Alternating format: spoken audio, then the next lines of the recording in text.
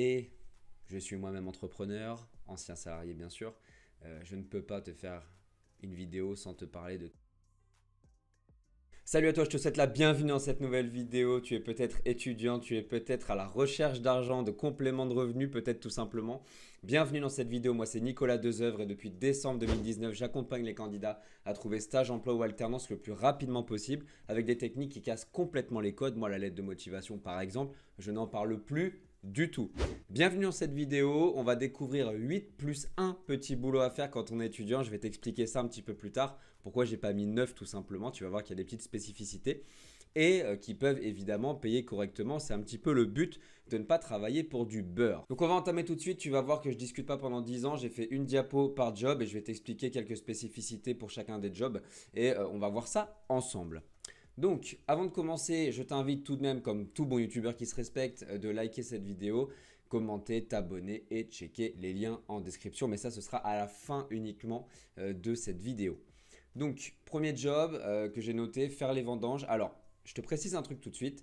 J'ai pas pris des classements que j'ai trouvés sur internet que j'ai recustomisé pour en faire une vidéo. J'ai pas pris les trucs qui ressortent le plus pour te les proposer. Ça sert à rien. Si tu veux voir des trucs qui ressortent partout comme coursier Uber Eats ou chez McDo, quitte cette vidéo, ça sert à rien. Ici, je t'ai mis des choses que moi-même j'ai vécues, que je connais, on va dire, de ma propre histoire, ou des copains qui font telle ou telle chose, bref, des choses que je vois autour de moi. Donc il y a des choses que tu n'as pas forcément vues beaucoup jusqu'à présent, et tant mieux, tu vas découvrir de nouvelles possibilités, même s'il y a des métiers qui sont beaucoup plus connus que tu vas découvrir dans cette liste aussi.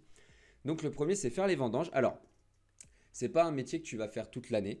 Évidemment, les vendanges globalement c'est septembre, voilà, tout ce qui tourne autour du raisin. Alors là c'est le raisin, mais il n'y a pas que ça. Mais c'est de travailler dans tout ce qui est vigne et choses comme ça pour faire un petit peu, bah voilà, tout ce qui est récolte en fait, tout simplement.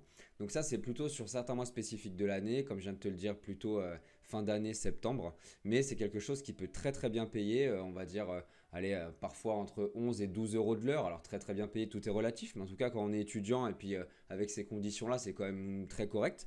Donc voilà, premier petit job que tu peux faire en plus, c'est du spontané, c'est quelque chose de ciblé. C'est pas quelque chose que tu vas faire toute l'année, mais ça peut être une très bonne opportunité. Et globalement, il y a toujours des besoins. Je connais des gens qui sont dans ce domaine-là, agriculteurs, des vignerons, et il y a toujours des besoins à ce niveau-là. Donc ça, c'est le premier métier que tu peux faire, le premier job étudiant que tu peux faire. Deuxième job babysitter, je ne vais pas passer 10 ans dessus, c'est quelque chose qui est très connu, qui là peut se faire par contre toute l'année. Et après, évidemment, il y a un climat de confiance à installer avec les familles pour lesquelles avec qui tu travailles tout simplement, et puis évidemment les enfants. Mais voilà, c'est quelque chose que tu peux faire toute l'année et qui peut être très très bien rémunéré aussi, notamment si tu restes dormir sur place ou pas. Enfin, il y a plein de choses un petit peu comme ça qui font que tu peux gagner beaucoup plus. Troisième job en lien avec le deuxième, pet sitter. Alors là, on va pas garder des enfants, des bébés, on va garder des animaux. C'est quelque chose qui est de plus en plus en développement. Il y a même des applications comme Rover qui proposent justement de mettre en relation des personnes qui souhaitent garder des animaux et des personnes qui veulent faire garder leurs animaux.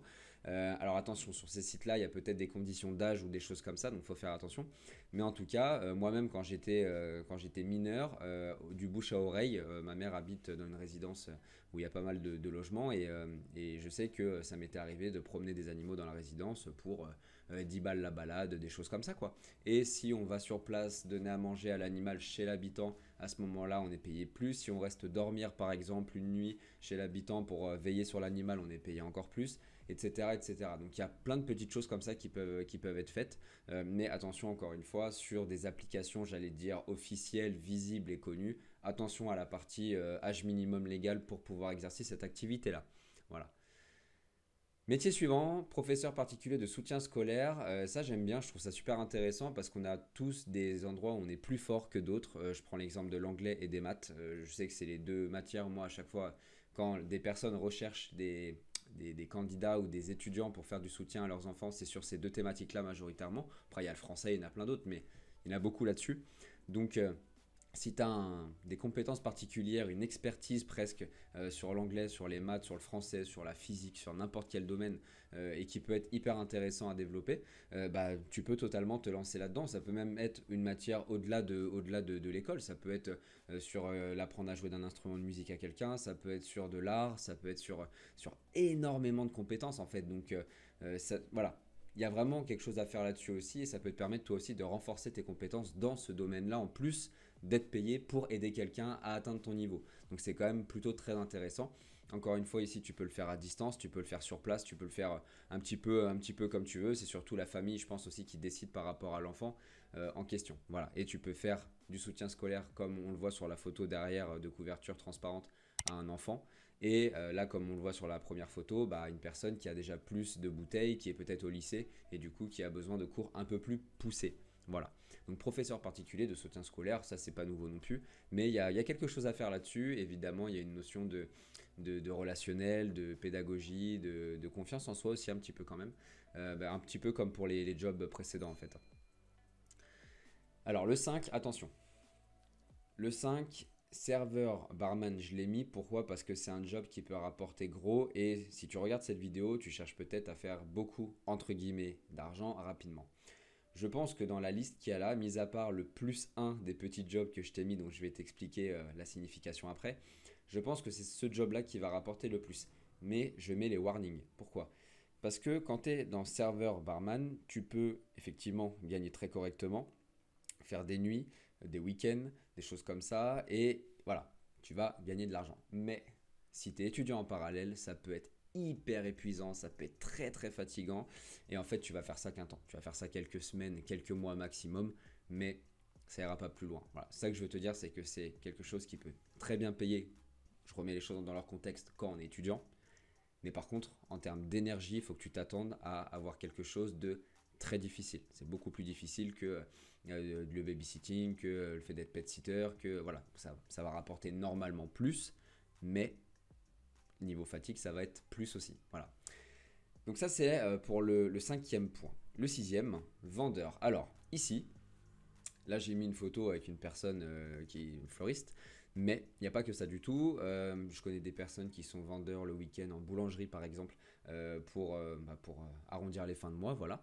Il n'y a pas besoin de diplôme, il n'y a pas besoin d'avoir un CAP, un bac pro en vente ou quoi que ce soit, pas du tout. Tu y vas et il y a plein d'entreprises qui cherchent ça, des boulangeries, des boucheries, des fleuristes, tous les artisans en fait, des poissonniers, puis voilà, qui recherchent des personnes pour pouvoir vendre les produits. Aussi dans les grandes galeries commerciales, il y en a certains des fois qui font des expositions et qui cherchent des vendeurs pour pouvoir faire ça temporairement le temps d'un week-end, d'un déplacement ou alors une journée par semaine par exemple.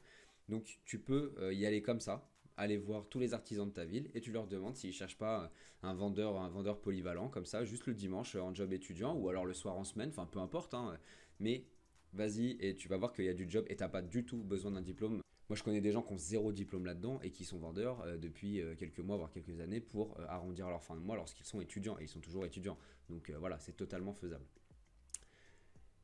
Septième point, agent de nettoyage. C'est pas le job le plus glamour, bien évidemment, mais l'idée ici, c'est de gagner de l'argent et de poursuivre ses études, en fait, hein, tout simplement. Donc agent de nettoyage, je l'ai mis pourquoi? Parce que bah, le ménage il est partout, tout simplement, il y a du job partout là-dedans, tu n'as pas besoin de diplôme pour faire ça. Et donc là c'est pareil, tu peux te renseigner auprès d'énormément d'entreprises. Évidemment ça va se formaliser sous type d'un contrat, comme la plupart d'ailleurs des choses que tu peux faire aujourd'hui hein, en termes de job étudiant. Des fois il faut créer sa société, on va le voir un petit peu après. Et puis sinon il faut un contrat pour pas mal de choses. Du moment de toute façon que tu travailles avec une entreprise, que tu lui apportes ta valeur, il y a notamment obligatoirement, si tu veux être dans la loi, une notion de contrat qui suit derrière. Donc agent de nettoyage, je l'ai mis parce que c'est partout comme je te le disais. Et puis il y a du job, il n'y a pas besoin de diplôme, j'allais dire tout âge entre guillemets. Mais c'est quelque chose qui est, je pense, largement à ta portée. Et surtout quelques heures par semaine, ça peut suffire pour se faire quelques centaines d'euros par mois. Donc agent de nettoyage, c'est quelque chose qui est totalement voilà, à ta portée aussi. Téléconseiller, job numéro 8. Alors, téléconseiller, tu dois recevoir souvent des appels des centres d'appel pour ton CPF, pour ton changement d'abonnement téléphonique, pour ta chaudière, pour le chauffage, pour toutes ces choses-là, EDF, etc. Et bah c'est eux que tu envoies chier ou que voilà, tu as envie d'insulter dès qu'ils t'appellent, c'est eux. Voilà, donc ça peut être toi aussi. Donc il faut être prêt à ça. En gros, mais c'est ça. Ce sont des personnes qui ont des casques et toute la journée passent des appels pour essayer de vendre des abonnements, des choses comme ça. Voilà, tu entends d'ailleurs souvent quand des personnes t'appellent, derrière il y a un boucan et il y en a plein d'autres en fait qui sont au téléphone. Et ben c'est un petit peu ça. Et ils cherchent des personnes qui n'ont aucun diplôme et qui peuvent faire ça de temps en temps, prendre un téléphone, un casque et puis vendre les produits de l'entreprise en fait tout simplement sans aucun diplôme et ça rapporte. Donc tu peux totalement faire ça aussi, c'est une option. Donc tu vois, en fait, il y a plein de choses. Tu peux être dans l'artisanat, tu peux être ici, tu peux être agent de nettoyage, tu peux être dans les vignes ou dans l'agriculture, dans les champs pour faire des récoltes ou des vendanges. Il y a énormément de possibilités en fonction des saisons, en fonction des environnements dans lesquels tu veux travailler, peut-être en intérieur, peut-être en extérieur. Voilà, il y a plein de choses à ce niveau-là. Donc là, j'étais vraiment dans la partie salariat. Et je suis moi-même entrepreneur, ancien salarié bien sûr. Je ne peux pas te faire une vidéo sans te parler de créer toi-même ton propre business de A à Z, évidemment. Donc le 8 plus 1, en fait, c'est ça. Le 8, c'est le salariat et le 1, c'est le business entrepreneurial. Donc, ce que je veux dire par là, c'est que j'en connais beaucoup qui font ça et d'ailleurs, c'est ce qui leur apporte le plus par rapport à tous les jobs précédents. Mais après, il faut avoir le temps et la niaque pour le faire et tout le monde n'est pas fait pour être entrepreneur aujourd'hui. En gros, l'idée, c'est de se dire, j'ai un talent pour la photographie. Par exemple, là, j'ai mis un appareil photo, par exemple. J'ai un talent pour la photographie. Euh, il y a des entreprises aujourd'hui, j'ai regardé, là, moi je réservais mes vacances pour cet été, donc je regardais un peu les campings, toutes ces choses-là. Faut voir la qualité des photos qui sont mises. Par exemple, je prends l'exemple tout bête, hein, mais des campings, c'est une catastrophe. C'est pas du tout vendeur, ça donne pas envie de réserver. Les plans ne sont pas bien pris, les ombres, l'éclairage n'est pas bon. Enfin, c'est une catastrophe pour la plupart des campings aujourd'hui. Et chose toute bête, par exemple, bah voilà, tu proposes à des campings ou à des choses comme ça de prendre des photos, de refaire leur, euh, leur partie branding photo sur Google, par exemple. Et c'est quelque chose qui peut rapporter. Sans parler de camping, quoi que ce soit. Un mariage, par exemple, voilà, pour faire des séances photos, s'il y a des défilés, vendre ses photos sur Internet, ça marche aussi. Si tu as vraiment, vraiment, vraiment un don pour ça, pour la petite retouche et le fait de publier sur des banques d'images, tu peux aussi y gagner là-dessus. Donc, tu vois, il y a plein de choses à faire avec ça. Là, moi, je connais une personne aujourd'hui qui poste des photos de Londres sur Instagram et il est repartagé par la plupart des grosses pages de Londres en termes de paysages et il est en train de monter quelque chose là-dessus. Pour l'instant, il le fait par passion, mais je pense que ça va devenir un petit business pour lui dans les mois à venir. Voilà, typiquement, je sais pas, tu es bon sur Internet, sur tous les réseaux sociaux, pourquoi pas animer une communauté, proposer à un entrepreneur qui est tout seul que tu connais, pour, je sais pas, 200 € par mois, 250 € par mois, 300 € par mois, de publier son contenu, de prévoir ses publications, de créer des posts, des nouvelles idées de posts aussi, pourquoi pas. Tout simplement, voilà, on est tous sur les réseaux aujourd'hui. Donc, tu es sur Internet, je te les fais tous, là, je te fais les 5. Tu es sur Internet, tu crées des sites Internet, ben pourquoi tu proposerais pas tes services de créer des sites Internet? Tu as plein de sites aujourd'hui qui proposent des services comme ça pour créer un site. Donc, il faut que tu crées ta boîte, évidemment. Tu te mets micro-entrepreneur.